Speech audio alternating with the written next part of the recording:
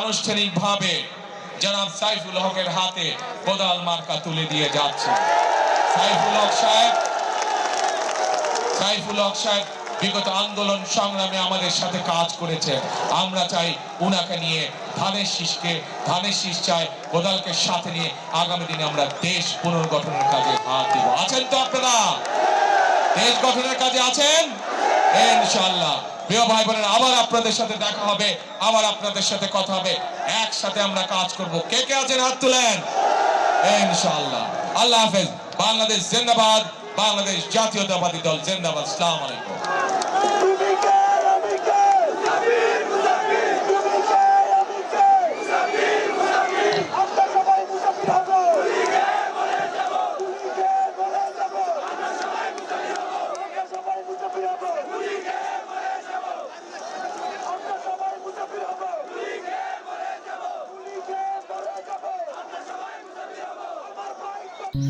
Thank you.